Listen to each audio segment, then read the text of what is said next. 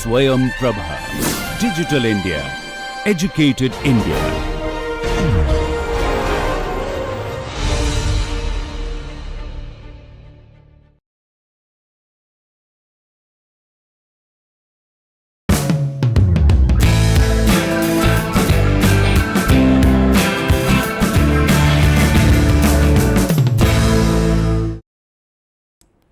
Yeah, we have been discussing about various experimental techniques.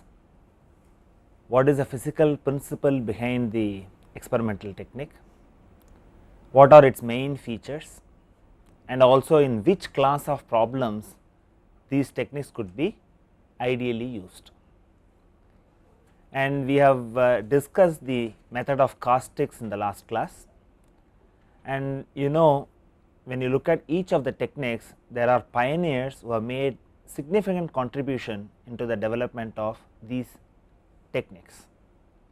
Professor Kalthoff from Germany was a person who has worked on caustics and made it to its perfection, and there have been contributions from Theocharis and also from Rosakis and his group at Caltech. So, many scientists have contributed to development of each of the techniques. If you look at any technique, if you look at strain gauges, if you look at holography, these are all not developed by a single individual. Someone identifies the physics behind it and the idea is initiated, then people carry on and many scientists contribute to it. And what we saw in the last class was, we had seen at the tip of a crack you have a nice caustic shadow obtained, and we explained how this shadow is formed, and we also looked at that the silver line what you have is the caustics, and in actual experimentation you just measure this diameter,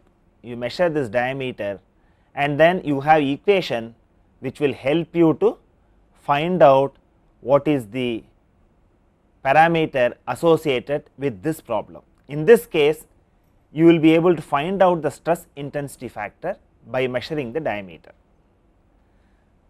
And I said caustic is not a general purpose experimental tool, it is only a high stress gradient problems you get information from this.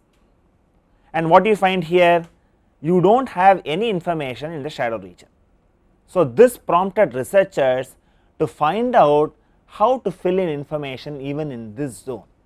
And if you really look at the method of coherent gradient sensor, that is what we are going to discuss next, that has originated from this aspect in mind. And what you have here is, it is a double grating lateral shearing interferometer providing whole field fringes in real time. So, we have emphasized some of these concepts. We have said whenever you look at an optical technique, you have to find out whether you get information in real time. If you get information in real time, it makes your life lot more simpler.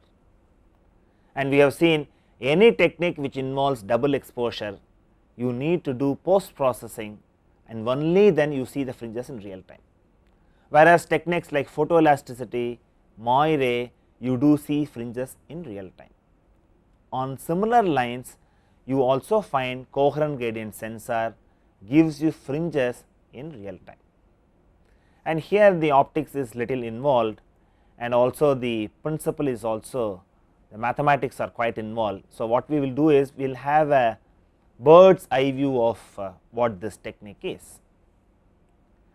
And what you find here is, you have a light, if it is opaque model it gets reflected from the surface, if it is a transparent model it gets transmitted, and you are really looking at the distorted wavefront, and you look at the distorted wavefront and you find out the direction cosines of the object wavefront.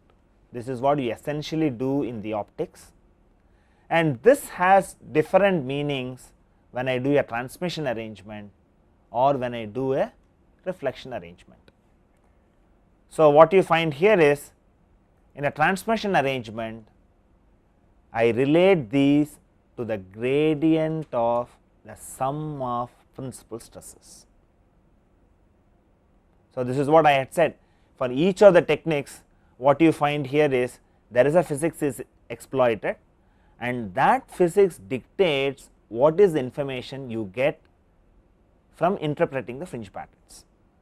And here what happens, you are able to get those direction cosines related to the gradient of the sum of principal stresses. This is what happens in a transmission arrangement, and when I go to reflection arrangement, what I get this, I relate this to the gradient of the out of plane displacement. So, we have seen a very similar parallel information when we are looking at holography. What we said was, I can find out essentially out of plane displacement, and in fact, when I want to combine photoelasticity and holography, I exploit the feature of holography to measure the change in thicknesses because of Poisson ratio, that is related to sums of principal stresses that we had looked at it.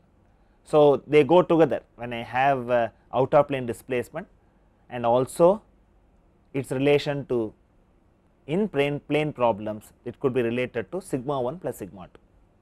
So, what we find here is I can apply coherent gradient sensor in transmission arrangement as well as reflection arrangement. In transmission arrangement, I get the gradient of the sum of principal stresses, and in reflection arrangement I get the gradient of the out of plane displacement. I get only a gradient, I do not get actual values, I get only the slope. And what you find here is this has found wide application in dynamic studies. So, if you look at dynamic fracture, Professor Rosakis and his group and Harish Tepur, they have developed this technique. They have found it useful for dynamic fracture studies. So, what you find is in the caustic shadow you lose information.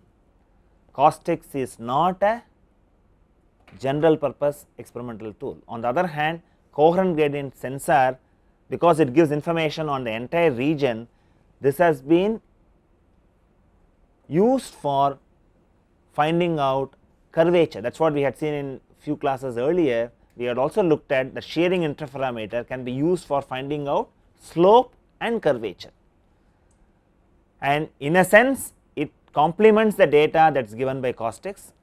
There are also experimentalists who have combined method of caustics and method of coherent gradient sensor to be recorded in one optical arrangement. See, I have been saying, if you have a problem on hand, you may not be able to solve all the quantities that you want by using one experimental technique. You may have to use multiple experimental techniques in a generic sense. I have shown that people have combined strain gauges and brittle coatings, so that they could do and solve industrial problems very quickly. And we have also seen, if I want to find out separation of stresses, interferometric technique and photoelasticity could be combined. On the other hand, people also thought of recording this information simultaneously. Such equipments also have come. One is use and perform experiments separately, then process the information. And once you decide that these are the two information I want, people also devise new equipments wherein they could either simultaneously record or record one after another with the same optical arrangement with modification of what you want to insert. Such a development has also been seen in combining method of caustics and coherent gradient sensor. So, such information available in the literature. And now what we move on to do this is, but let us have a very interesting discussion on naming of experimental methods. You may wonder, name can signify many things. You know, if you look at the development of languages, if you look at Sanskrit, even for nouns they find out a root and then they explain because of such and such reason this is named like this, and it is a very well developed and scientifically it has a grammar which is scientifically proven, and people find it easy for implementation in the computer. In fact, for natural language processing, Sanskrit grammar is so convenient, you can translate from one Indian language to another language. The intermediary is Sanskrit and then go to it. And if you look at, because we are looking at naming of experimental technique, let us also look at what way names are given in Sanskrit. I will give you one example. In Sanskrit, the sabda is very important, and the phonetic rendition of the word has some idea of what the word connotes. And if you want to talk about the tooth, the Sanskrit name for this dantam, and you will be surprised, if you do not have a tooth, you cannot pronounce it. It is very interesting. The why you say Sanskrit is so perfect, I am not getting into language division and things like that. When there is a positive and scientific aspect attached to a particular language, as scientists we should recognize that merit. And it is so interesting, it is dantam you call it, I can call the tooth by several different names, and the phonetic rendition has a link to the meaning or what it connotes. So, if you are not having an understanding, then you can find out and think about it and go to the root and find out what the meaning is. So, it is not arbitrarily named. So, dantam you pronounce it, you need tooth for it, and it is a tooth it indicates. Now, let us look at, have we named our experimental technique scientifically. Okay. And if you look at, one of the first technique was photoelasticity, and there is a discussion, there is no unique approach to name an experimental method. And if you look at 1930s, one of the earliest optical methods that came into existence was photoelasticity. Why call it as photoelasticity? People have used optical methods to reveal the stresses. So, they have combined optics and stresses, and photography was also prevalent at that time when they were recording the information. So, they, instead of combining optics and elasticity, they called it as photoelasticity, they call it as photomechanics. And even now there is a debate, should we call it as photoelasticity or photomechanics or optomechanics. There is a school of scientists who feel we have to go and rename all the techniques, and because we are using optics, why do not we call it as optomechanics. So, if you look at photoelasticity, you have just combine the sensor, optics is used as a sensor, and you are analyzed for elastic problem. So, you call it as optoelasticity, photoelasticity. So, that is how we have named it. And when you come to strain gauges, what do you do? And this is what I caution, because people named it as strain gauges, there is a danger that you get strain tensor. It is not so, it measures only a component of strain.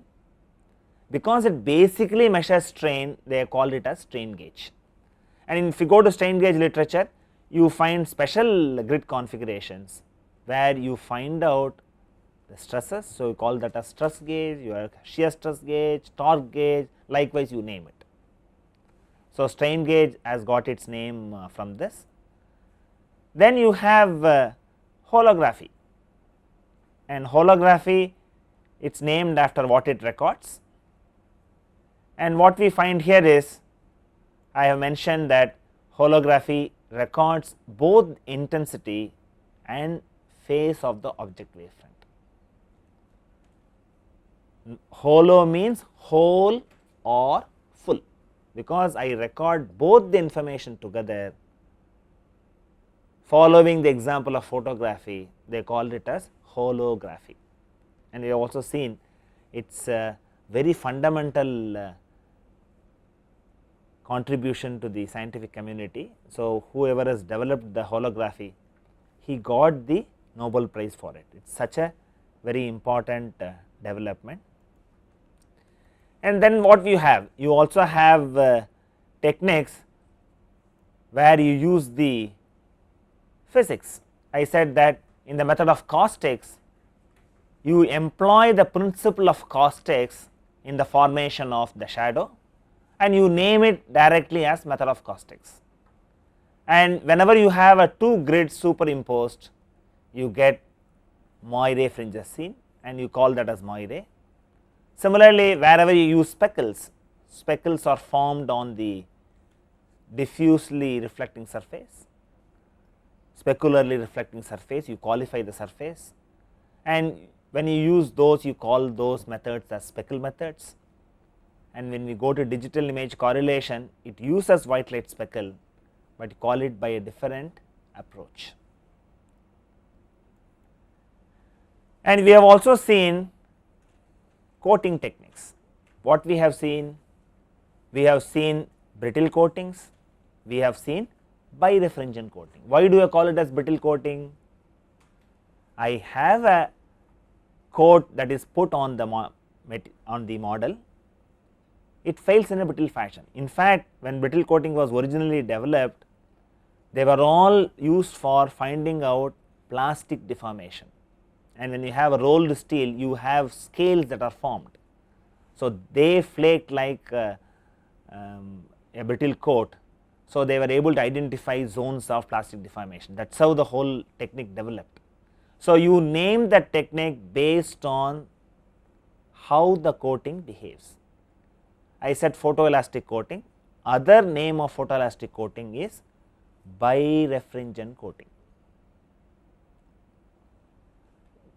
And I said in photoelasticity, the physics used is temporary or artificial birefringence, and that is what is exhibited by this coating.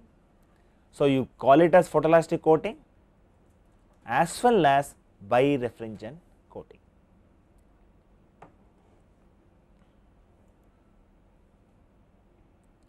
And we have also have another technique, thermoelastic stress analysis, and I cautioned you again and again, do not misconstrue that this technique can measure stresses due to thermoelasticity. It is not so. The physical principle used employs measurement of temperature, which is very small, and you call this as a thermoelastic stress analysis.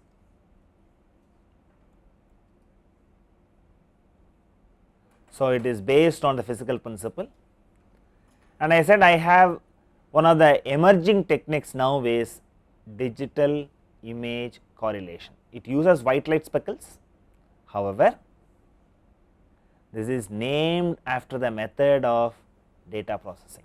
I have digital images, and then I look at undeformed and deformed configuration, and then do a correlation. So, I call this as digital image correlation. So, techniques are named differently. I do not have a unique approach, and if somebody wants to develop a new technique, he coins what is more appropriate. And what you see in coherent gradient sensor, why the technique is called coherent gradient sensor. If you look at that, I use a coherent source of light. It is essentially a sharing interferometer. By combining the nature of light source and the type of information it can provide, the technique is named. And you know researchers also want attention to their work. So, one of the reasons why they coin a technique is to attract the attention of others to look at what this technique is all about. So, coherent gradient sensor is very famously known as CGS, which is essentially a sharing interferometer. Now, people call it as sharing interferometer. That is how they, because it has become a general purpose analysis tool, people do it for thin wafers. In when you go for MEMS application, thin wafers are analyzed for out of plane displacement, slope, curvature. So, you have this. So, I combine the type of radiation that I use, I have a coherent source of light, and I measure the gradient. So, I call it as a coherent gradient sensor. Next, we move on to a very important aspect, which we have also seen and discussed a little bit earlier. What we looked at was in most of the optical techniques, you get fringe patterns. and we need to understand certain issues about how these fringe patterns are. First, what I need to do is I need to find out whether the interpretation what I do for the fringes is acceptable or not. A simple exercise is compare it with an analytical solution. If the comparison is correct, then you understand that this is what the technique gives. The other approach is look at the physics of the problem, find out what all the physics can reveal, then come and link that this is what the technique is capable of giving. And what we find in the case of beam underbending, we have looked at the central portion and then we said we will plot contours of sigma 1 minus sigma 2. The analytical solution turned out to be horizontal lines. When I look at the experiment, what happens? I get this as horizontal lines, but they are not thin lines. I have a band, but nevertheless I got horizontal contours. And we said why you see that as a band is because of the limitations of the recording medium, one observes a fringe contour as a band. And all optical techniques you will see only a band. And one of the most challenging and difficult aspect for any experimental analysis is how to go and number these fringes, because I need to know the fringe order, then I need to use the appropriate equation and find out what is it that I will have to interpret on. And what you find here, instead of a monochromatic light source, if I view these patterns in a white light source, I get not black and white contours, but contours with color, contours with distinctive color, and this is the specific advantage of photoelasticity. So, what I could do is by knowing the color, it is possible for you to find out the fringe order. It is also easy for you to identify how the gradient information changes, whether it is increasing in this direction or decreasing in this direction. You can find out whether the color sequence is repeating in a particular fashion. Whether the color sequence repeats in a particular fashion, then you can identify positive gradient and negative gradient, all that you can find out. So, one of the most challenging aspect is quantitative extraction of data from all these experimental techniques. But the focus of our attention now is to find out richness of qualitative information that you could get from fringe patterns, because this gives you a sense of comfort in looking at and interpreting the fringe patterns. Let us look at what we have seen is fringe is a band, we have seen it, and mere record of the fringe patterns itself can provide useful qualitative information. So, we will have to look at what all the qualitative information that you could identify. One of the things what you could see is I get it as a band, and if you look the fringe patterns closely, are the bands of uniform thickness. The thickness of the band is inversely related to the gradient or the variable it represents. So, that we will see, I have a fringe pattern from photoelasticity, because photoelasticity has information in color, a colored fringe pattern is taken, and I also have a fringe pattern in Moire, and what we will have is we will have a closer look at how the fringe thickness varies, and this just shows that for you to draw your attention, you have these fringe patterns drawn earlier, go back and then look at that fringe contour is not of same thickness, the thickness changes, and that is what is tried to be shown in this slide, and you have a very broad fringe here. And let me repeat, I have very sharp fringes here, and the same fringe becomes increasing in thickness. So, essentially what you find is that fringe band is not of constant thickness, and I mentioned in one of the classes you have this fringe plotting by a software. When you have to go and mimic what is the way to get the fringe band, one of the information you use it variation in the variable. Even if you give a constant variation in the variable, because the gradient changes, automatically the thickness of the fringes changes. When the gradient is small, fringe is very broad, when the gradient is very high, fringe is very sharp. So, I can find out by looking at the fringe patterns whether the gradient of the information is high or low. I can find out from the thickness, and this is not a property of photoelastic fringes. You see a similar one even in moire. I go to moire and then look at it, you see this is a very sharp, thickness increases, and that is how you find. And same fringe has thick and thin, it is thinner here, it is thicker at the corner, and this becomes much thicker. So, when you look at the fringe pattern, observe for all these indirect information. The fringe pattern speaks to you, this is how the distribution is. So, take note of it. Suppose I have fringes closely packed, then I would say that this is the zone of high stress concentration. Later on I can go and do a technique, do a quantitative processing and try to get the actual data, that is a different issue. But the moment you look at a fringe pattern, you should react to it. You should know that this is stress concentration region, and this is the region where I can scoop out material. I need to get that kind of information, and you get that by looking at the thickness of the band, as simple as that. So, this is one of the qualitative information you get. Then what is the other information that you can think of?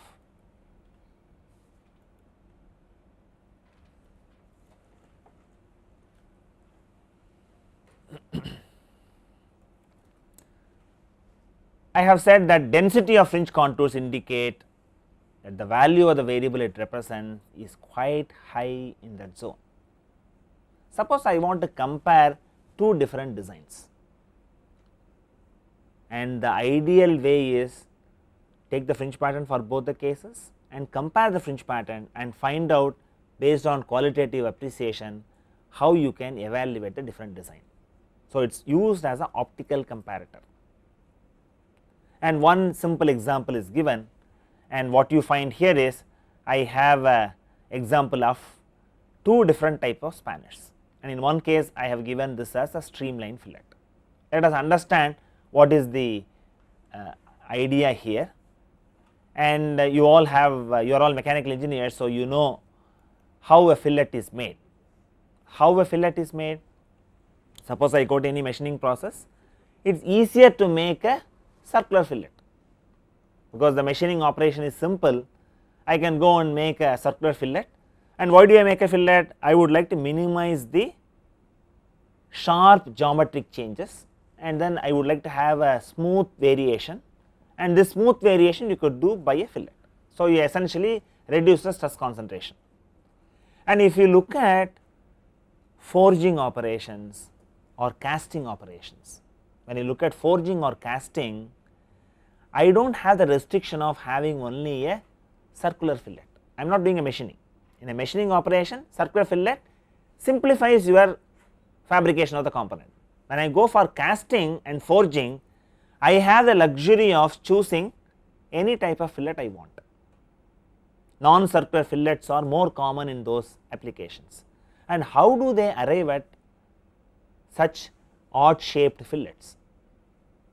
And you have an example here, and what you find here, I have this contour like this, and I can also enlarge it further, and what you find here, the fringes are many in this zone, they are not tangential to the boundary. I would like you to make a sketch of it. I would like you to make a sketch of it, and this is an example problem that is shown. I have one circular fillet here, I have another circular fillet here, I have another circular fillet here, they are not joined, so you do not have a smooth transition here, and when I make a spanner out of it, I find in this zone the fringes are not tangential to the boundary, and you focus only on this region, you do not have to focus on the other regions. Make a neat sketch of, bring out that the fringes are not tangential.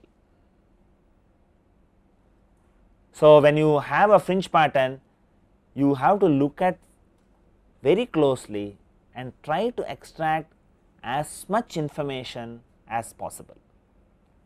And obviously, I have a load application point, I have fringes originate here. So, it also indicates a stress concentration zone, and what I find here is, as such, when you see only one design, you will only see, oh, these colors are good, the fringes are good, that is the way you will interpret.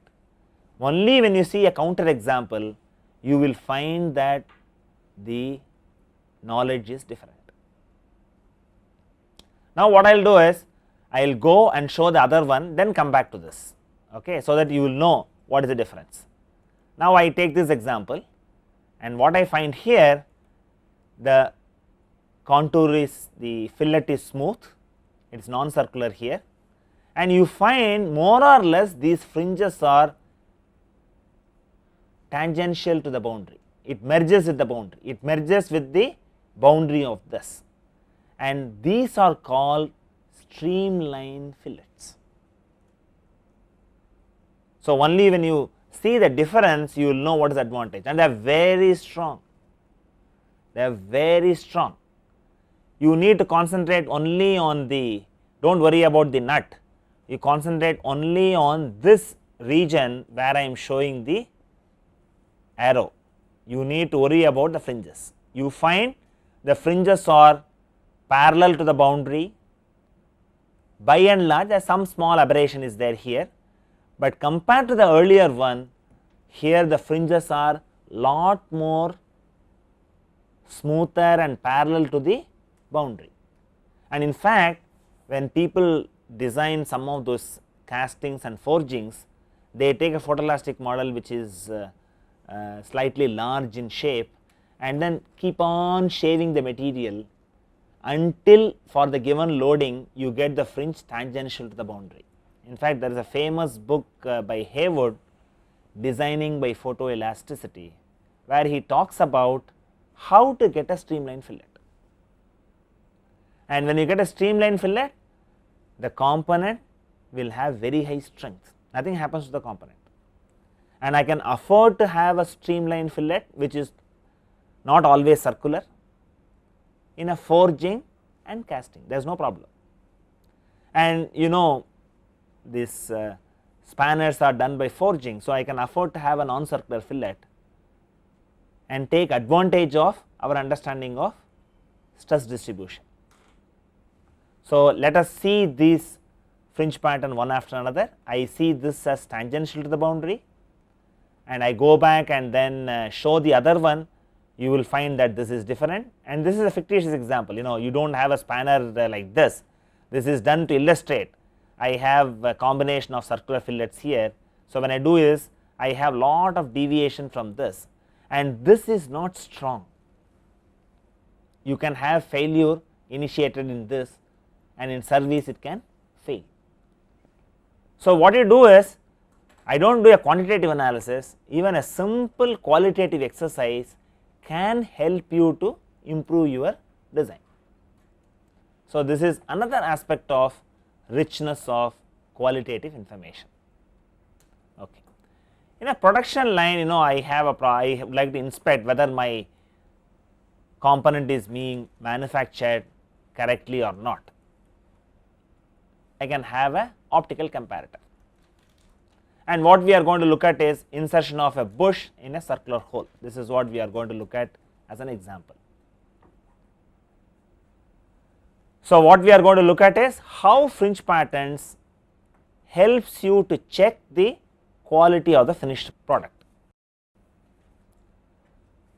What I am going to do in a quality checking mode, I will accept or reject based on some evaluation of fringe patterns.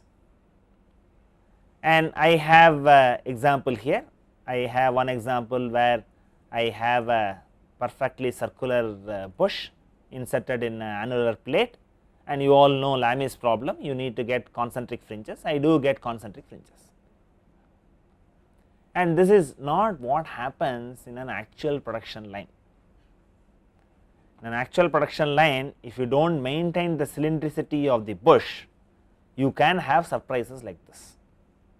And what I see here, I see extra flowery pattern, and let us look at little more closely here. So, what I have here is, I have bush is cylindrical, you can go and accept the component, and while you sketch it, what you do is, you do not have to draw all these fringes, you say essentially they are concentric. And when I have a non-circular bush which has undulations which are not visible to the naked eye, but when I insert, I get this flowery patterns on the inner boundary. I have inserted a bush in a circular hole, it should behave like a Lamy's problem, concentric circles I should get, but instead what I get is, I get fringe pattern like this, and in this case the deviation is quite obvious. It is very striking, the fringe pattern what I find is very striking. I can quickly say something has gone wrong. If the variations are very subtle, then I cannot make a judgment. In fact, one of the most difficult thing is, if you have a member and stretch it, invariably if the member is not stretched correctly, you will always have some amount of bending, and if you take a specimen which can respond optically, any small misalignment will show up in the optical fringe pattern. So, experiments, simple experiments are really very difficult to conduct, even a simple tension. So, one of the ideas what they suggest is, if you have a situation where you need to verify the alignment, go for optical techniques and improve your alignment based on that.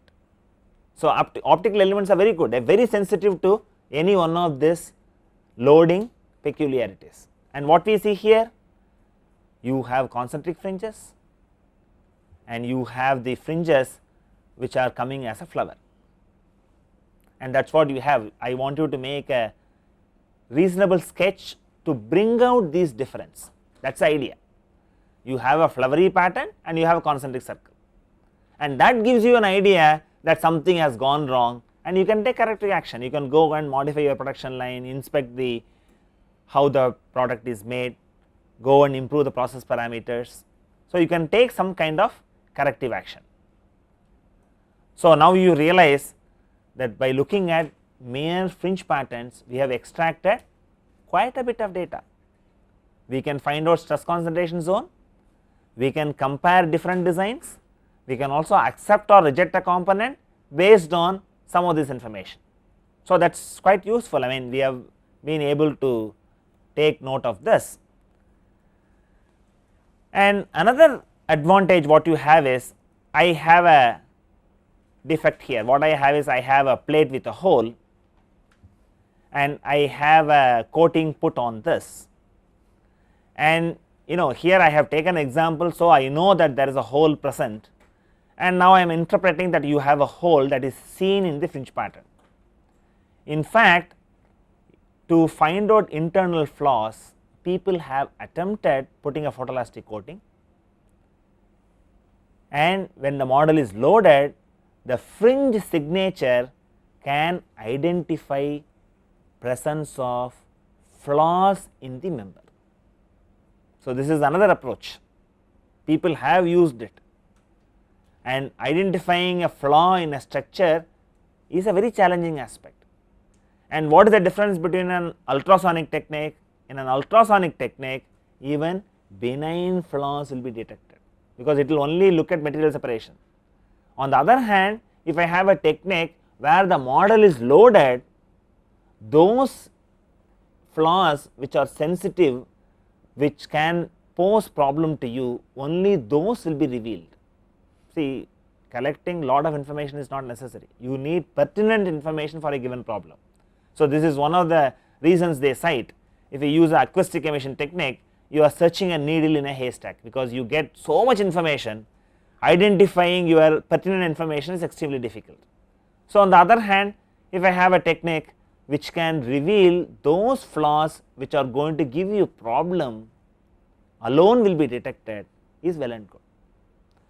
And I have also emphasized in one of the classes that people also have looked at all these fringe patterns as piece of art. In fact, Professor Durelli has made significant contributions in looking at fringe patterns like this. So, my interest is all of you please just note down some of these reference details, you do not have to write the full reference. He has a paper in applied mechanics, developments in theoretical and applied mechanics in 1970. This maybe you may not be in a position to get it, but at least the experimental mechanics you will be able to get it. So, you write down this experimental mechanics and write the page numbers and the year, you do not have to write the title of the article, you can easily search it based on the reference. There is another paper in experimental mechanics on art, science, beauty and the experimentalist. So, people have written not one paper, 3 papers he has written, and variety of fringe patterns he has shown. And it is very interesting, because when you are looking at optical techniques, you should also look at the other side of it. There is beauty attached to it, lot of qualitative information that you can get out of it. So, what you need is, you need to have some of these references, you should not just focus only on your stress analysis, you should also know related information that makes your learning lot more enjoyable and purposeful. So, this is very interesting, that is why I thought that I should show you this. And now, let us look at key technologies that have influenced experimental mechanics. Obviously, invention of lasers gave a boost to interferometric techniques. I said when holography was invented, Dennis Gaber had only mercury arc lamp. So, he could not take the advantage of technology. The moment lasers came into picture, all our interferometric techniques have become refined, they are lot more sensitive, and you could go for long phase difference calculation. Once you have lasers, you also had development of pulse lasers. So, you have intermittent illumination, you could extend conventional methodologies to record dynamic phenomena,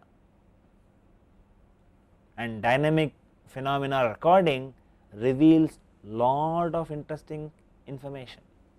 See, if you go and have water that is getting boiled, it looks as if it is random, it is not really random. You have bubbles formed at periodic intervals and come out, and then they burst, and people do research on how this bubble formation, so on and so forth.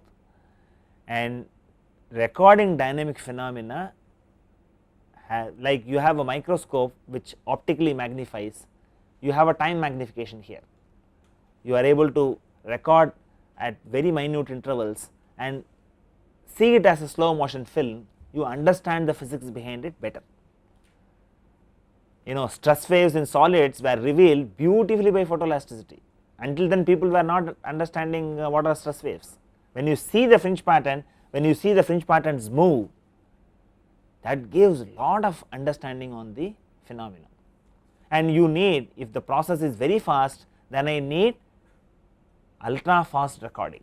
And one of the issues in ultra fast recording is I should have a light source which is strong enough to illuminate, because when I have a long exposure, I am not worried about the intensity of light. Even a dim lit condition, if I have long exposure, I can record. When I want to record a dynamic phenomena, there has to be a perfect match between your amount of light available and the shortest time that you want to record. So, they go together, and pulse lasers are very intense and you could achieve some of these advantages. So, what you find here is pulse lasers have helped in recording dynamic phenomena. Then what you have right now, you have very sleek equipment, and fiber optics has done the trick. I can have a light source and take the light where you want through the fiber and then go into your illumination in hazardous environment where I cannot go near and do it. Suppose I want to test a pressure vessel, I can't go near the pressure vessel and test it, I have to stay away after a barrier, and I want an illumination, I can have a fiber optics to do that. And you have plenty of laser printers around, they all use diode lasers. So, whatever the technological development that influences the way that you do the experiments. So, what you find is the availability of fiber optics and diode lasers has influenced the growth of commercial equipments suited to industrial environments. You want some kind of robustness and you would like to have, and this is possible with such developments. And all the optical techniques, if you really look at the development of image processing, earlier they had used a lathe bed on which they will put a photograph, and then you will on the tool post they will have a optical sensor which will pick out the information, and the whole thing will traverse, and that is how they digitized. Digitization itself may take several hours. Then you go to the computer and do extraction of features, other things people have done. Now you have charge coupled device cameras, you instantly get the digitized information. So, all optical techniques now replace human eye. No one does in the field inspecting the component with a human eye, you have electronic eye which records this information, then you process it. So, it has provided a fundamental shift because I can record intensity data. So, I can have new ways of data processing possible. So, this is the particularly the influence of technology, but for the technology you could not think in this direction at all, and for all optical techniques people use phase shifting methods. And parallelly you also had development in manufacturing, you have what is known as rapid prototyping, and this has significantly reduced the lead time in fabricating a prototype. And fortunately, one of the rapid prototyping technology known as stereolithography uses certain kind of resin which are also photoelastically sensitive. And I had told you earlier, in 1930s when people were devising different components, they have all gone through mandatory 3-dimensional photoelastic analysis. So, one of the challenge in photoelastic analysis was fabricate a 3-dimensional model, and now with rapid prototyping fabrication has become lot more simpler.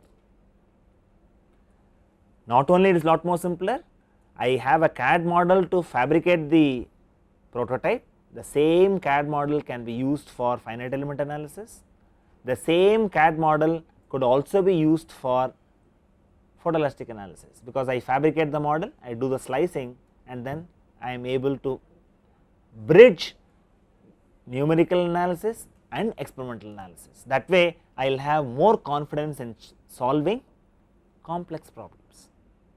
And what you find here is technology has a very important role to play, and you have to absorb technology. That experimental techniques will survive only when it is open to development of technology and absorbs those aspects. If you stay away from computer processing, no experimental technique is going to be useful. So, what we have looked at in this class was, we have started with a brief look at what caustics were. Then I said in the caustic shadow you do not get information. So, you have coherent gradient sensor which provides information in that shadow.